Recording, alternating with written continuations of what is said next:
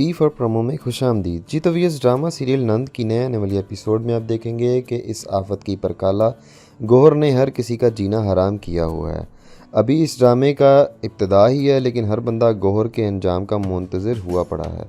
जहांगीर और उसकी वालदा को इतने सब्र करने के बावजूद भी ये गौहर किसी न किसी बात पर इनके साथ बदतमीज़ी करती ही रहती है।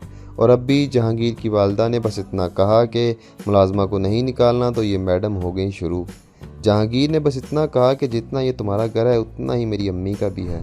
तो ये गौहर साहबा कहती हैं कि ठीक है, ये घर इनका ही है, तो ये जैसे मर्ज़ी चाहें, जिसको चाहे रखें, जिसको चाहे निकालें। मैं चली, और ये कहकर चल दी।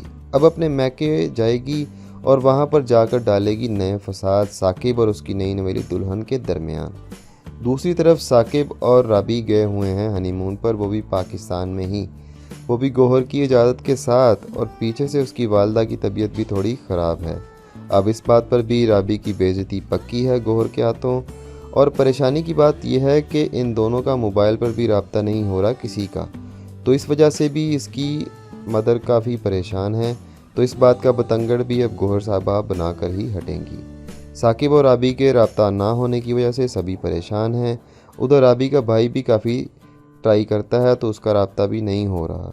उसकी बीवी पूछती है कि आप इतने परेशान क्यों हैं, तो वो उसे भी बता देता है कि साकिब और राबी दोनों के मोबाइल पर रब्ता नहीं हो रहा, खुदा खैर करे। सवाल ये है कि साकिब और राबी के साथ कुछ हादसा हो गया है या पहाड़ी इलाकों की वजह से सिग्नल्स का प्रॉब्लम है। आप इससे मुतालिक हमें अपनी कीमती राय से ज़रूर आगाह कीजिएगा। ड्रामों की दुनिया से बाखबर रहने के लिए पी फॉर प्रोमो को सब्सक्राइब करके हमारे साथ जुड़े रहिए। आपका शुक्रिया। अल्लाह हाफिज़।